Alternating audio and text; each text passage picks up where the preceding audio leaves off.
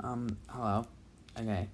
This is part 5, I believe, of the population wars.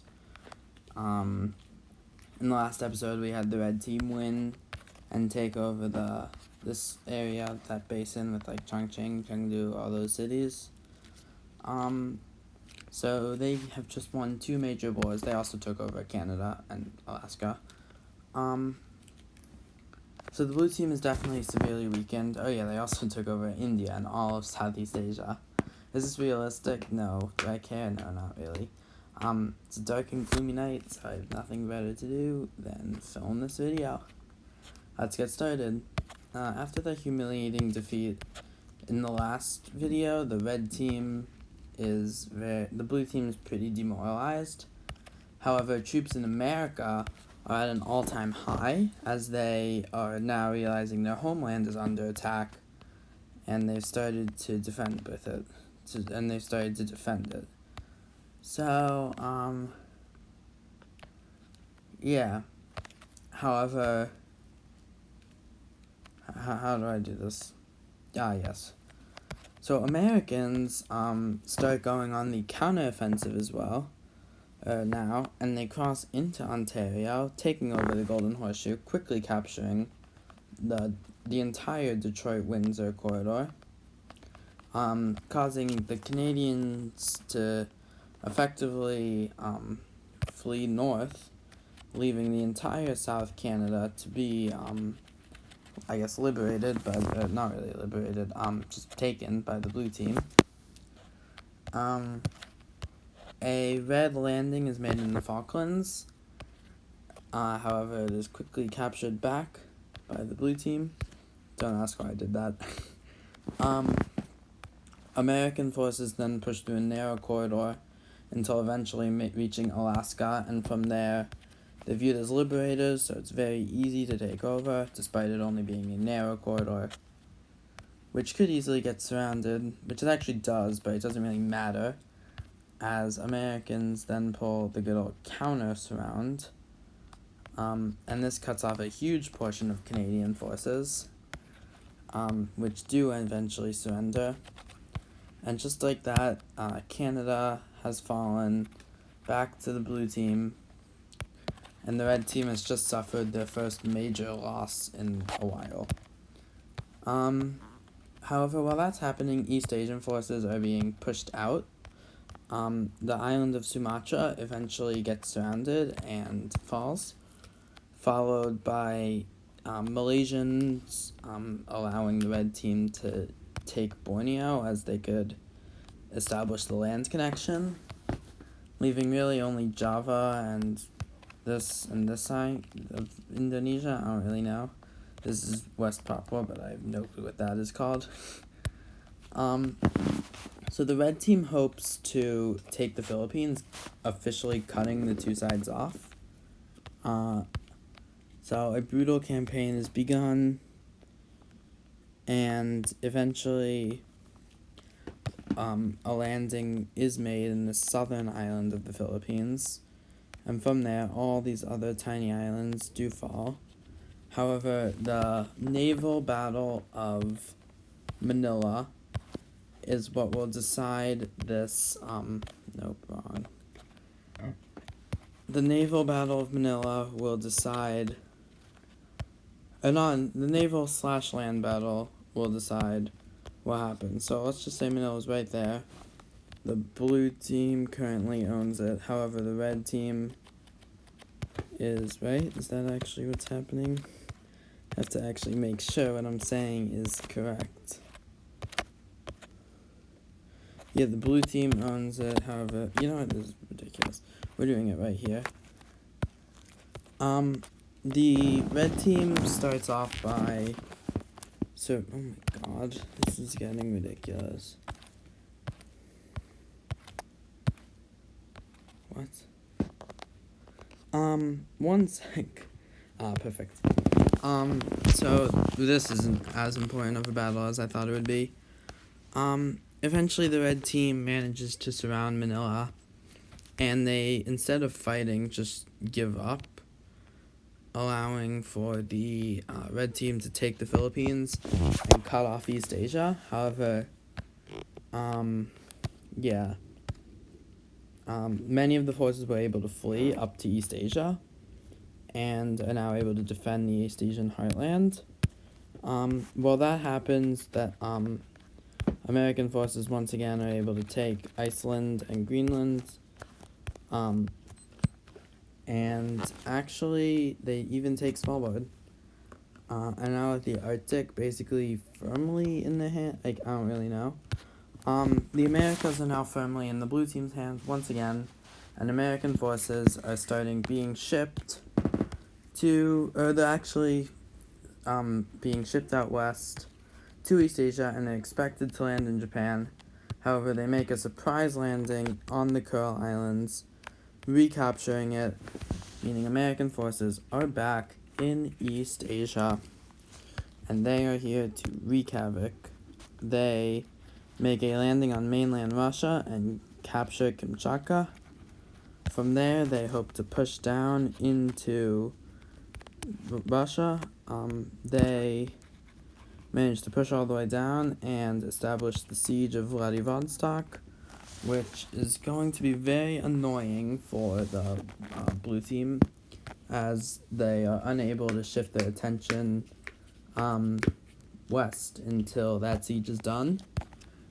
And eventually the siege gets smaller. However, the city of Vladivostok still remains under the red team's control, leaving much of East Asia still rather vulnerable. A landing is made in this island, as the southern force is doing well, as not much American aid has come.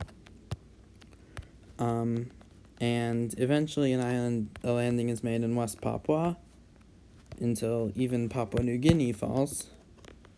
And with it, the island of Java and the rest of Indonesia for the first time leaves the blue team's control, and with it the red team has taken over a very important blue team nation.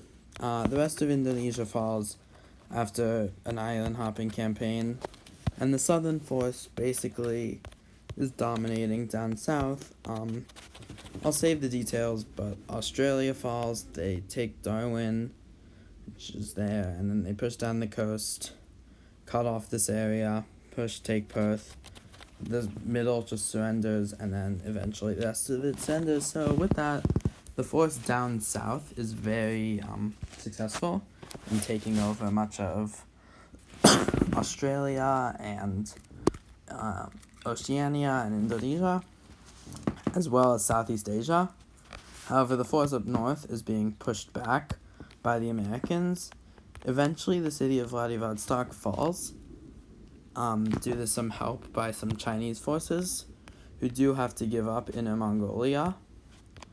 However, I don't really care if that pushes into Beijing.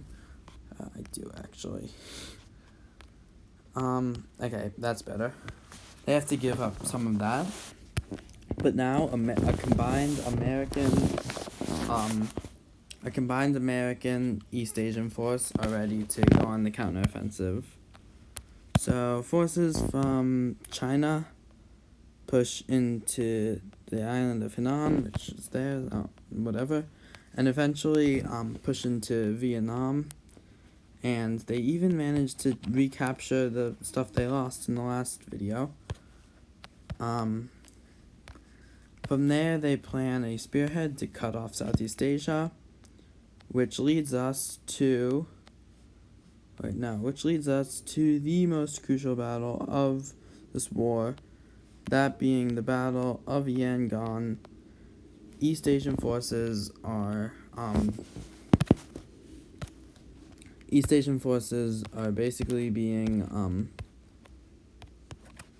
if East Asian forces are able to win, East Asian / American forces, the American-Chinese alliance, if they're able to win at Yangon, which is controlled by the red team, it's like this area being controlled by the red team, as well as this whole area and this whole area, while the blue team controls all this, and they made a spearhead. If they are able to capture the city of Yangon, in Myanmar, they could cut off Southeast Asia and turn the tide of this video and war. So first thing they do is they look to, can't really surround the city, however they look to just like push in. Not quite sure the geography, honestly, but I'm gonna pretend it's like a flat field, I guess. So major reinforcements are being sent in from the area. Many Indian forces as well as Indonesian capture forces, plus some African and European forces are being sent towards Yangon, which actually leaves the island of Ireland rather undefended. So the small American force that remains is able to take it, as well as these islands. I think that's Cape Verde, but they fall to the blue team, which is big, as now it's a landing base for an invasion of Africa. So immediately many forces are being many forces are in this war. Are in this one battle, so a lot is riding on it for both sides. As reinforcements start, both sides are in a stalemate. The blue team makes some minor progressions, however, as reinforcements start to arrive, they are eventually stopped, and the battle is pretty halted, I guess, until the red team makes a surprise move by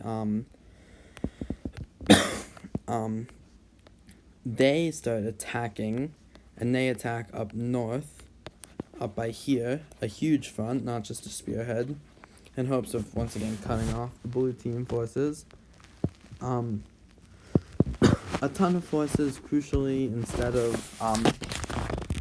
the forces here and here, instead of fleeing north to where they could eventually flee towards East Asia, they decide to flee south in hopes of taking the city, and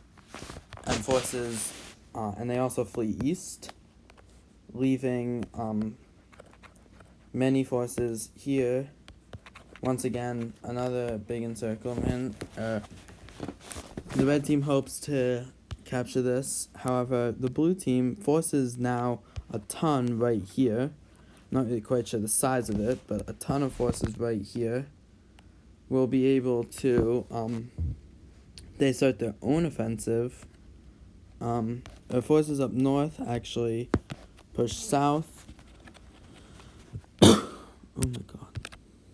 Forces up north push south, and forces down south, which have now done a lot, actually managed to connect with these northern forces, cutting off tens of millions of red team troops from all over the red team. And from there, they decide to make a crucial move, and that is to surrender under the condition that they are able to, these red team forces surrender under the condition that they're able to flee, which is granted, and with it, the red team forces have just given up city of Yangon, and with it, the blue team has won their first major battle of this war, and really of the video. They then take these islands, establishing a true naval blockade, I guess, of this part of the red team. And from there, however, tens of millions of red team forces have simply left, and now they're being stationed in India and Mongolia for, I guess, a counteroffensive. However, the forces here take advantage of their momentum and quickly recapture all of this area.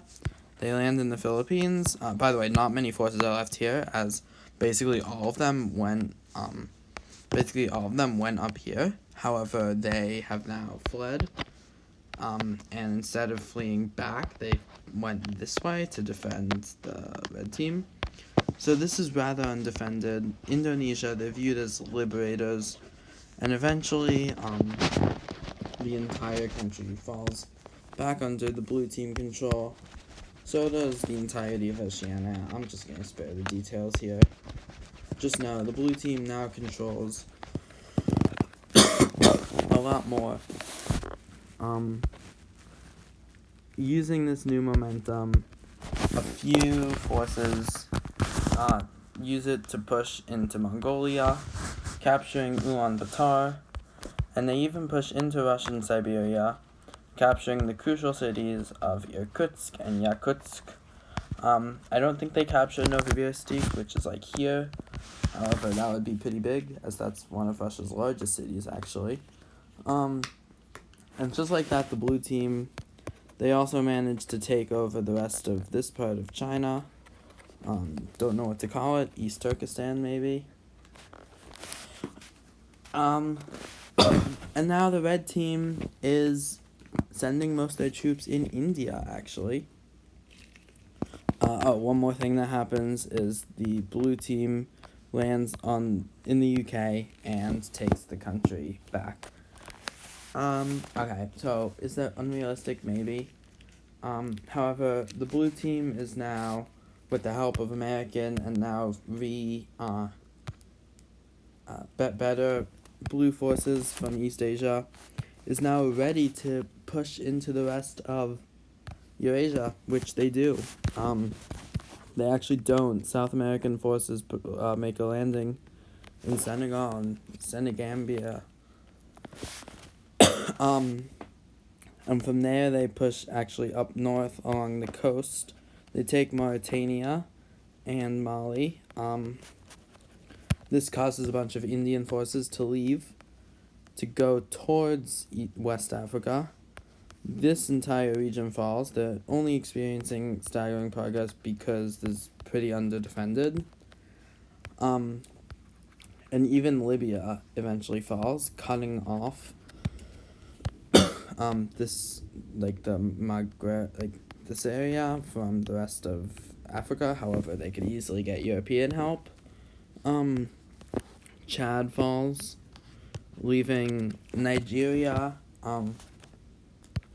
and even Nigeria and these countries fall, as well as Sao Tome and Principe, Equatorial Guinea, Gabon.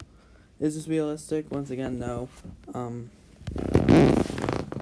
However, now we reach another crucial battle, and that is the Battle of, where could this battle be? Do we reach another crucial battle? Nah, not yet. The Russian Siberian force eventually pushes all the way back to the Ural Mountains, and a front line is established along the mountains. They take this island, and an invasion into Kazakhstan begins, which goes pretty well. They take the entire Central Asian region, and now, as the blue team having many different fronts, the red team kind of has to do something, and what they do is they send every single one of their forces, tens of millions of forces, hundreds of millions. They basically abandon. Is this realistic? No. Do I care? No. They effectively abandon the entire European, the entire African, the entire Middle Eastern area, all of Central Asia, and they concentrate every single one of their troops into the Indian subcontinent. And now, just as if you couldn't tell, this video is going nowhere and taking way too long, so I have to do something like this. Okay, good. Now, we have the brand new thing. Okay, great. Okay, awesome. And we have a battle taking place, Battle of Karachi. Hundreds of millions of forces from both sides are focused in the city of Karachi, as it is. Actually, no, who am I kidding? Pakistan falls, as well as Bangladesh. And the actual major battle of this war, which does decide the fate of the war, is going to be the Battle of Mumbai. Hundreds of millions of forces flee from North India in hopes of taking and the entirety of India, actually leaving hundreds of millions of forces in Mumbai against only tens of millions outside of Mumbai. And let's zoom in, as this is the most important battle ever.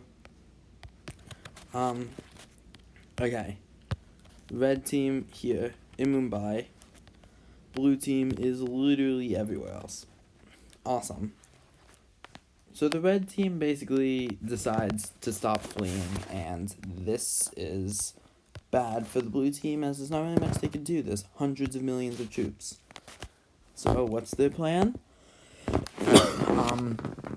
They start bombing the city, crucially, and remember, they cut off the supply line, and the city can't really get so much food.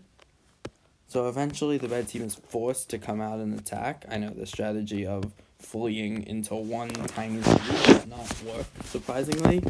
And eventually they have to use a ton of resources to push out, and they start a spearhead towards the north, which then eventually captures New Delhi. However, blue team forces are then able to just re-encircle them, cutting off tens of millions of troops, which a lot is focused to encircle them, and they are forced to surrender, leaving a bunch of this area undefended.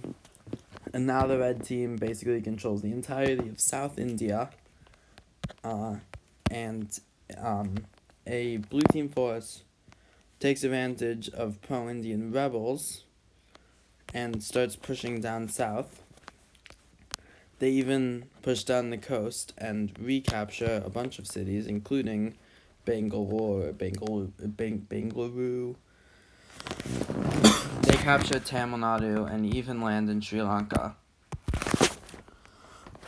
Once again, leaving only the city of Mumbai and a few other places to be under red team control. One of these places is...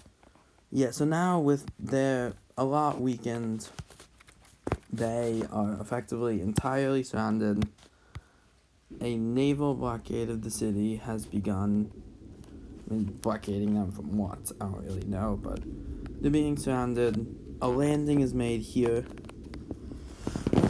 And a force is sent to hopefully cut them off. Tens of millions of each team are being focused right here. And another key battle takes place. This time, the red team, not really knowing what to do with their troops, sends a lot away from the city of Mumbai and from this area into this even tinier dot, leaving this entire area to surrender. By the way, we're talking about an area about 100 miles long, about 100 square miles, being home to tens of millions of troops, so, not so great. This isn't realistic, by the way, if you couldn't tell. And with it, the forces are eventually just surrounded in, and eventually the red team surrenders.